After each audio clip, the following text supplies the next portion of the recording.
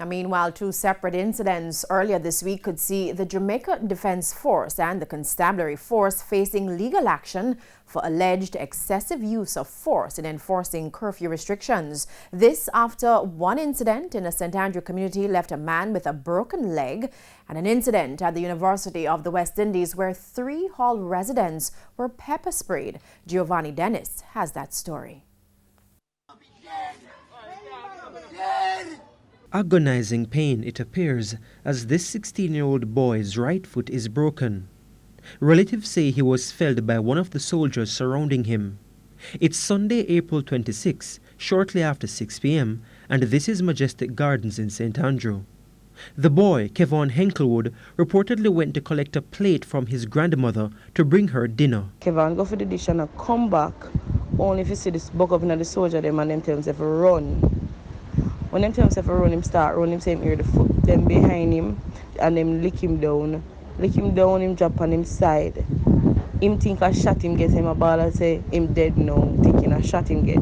Relatives tell us they managed to get him to hospital after much back and forth with the soldiers. The matter was reported to the Independent Commission of Investigations.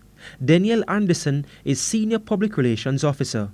The teenager is currently in hospital, in pain, and will require corrective surgery. Our investigation will therefore seek to determine the circumstances which resulted in him sustaining these injuries.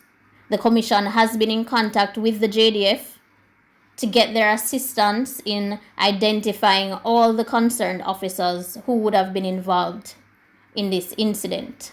Indicom is asking anyone who may have witnessed the incident to contact them at 876-553-5555. The second incident happened 2 days later at the University of the West Indies. It happened here in the yard area at the front of the Taylor Hall flats at the Mona campus, Tuesday evening, shortly after 6 o'clock. 3 residents, including a senior hall administrator, were sitting at approximately 6:05 p.m. when 2 officers from the Mona police post drove up and demanded they go inside. The residents say they were complying, and while walking to go inside, one of them was explaining to the officers that the space is considered a part of their housing. But we were told one of the officers got boisterous, uttering words to the effect of, "Move from beside me. Don't say nothing to me. Move to the gate, no." We were told one officer subsequently alighted from the vehicle and began pepper spraying them. All 3 had to seek medical attention. The incident was reported to the St. Andrew Central Police. Commanding Officer Senior Superintendent Jacqueline Coombs told us the officer in question has been removed from frontline duty and that the force is looking to build partnerships.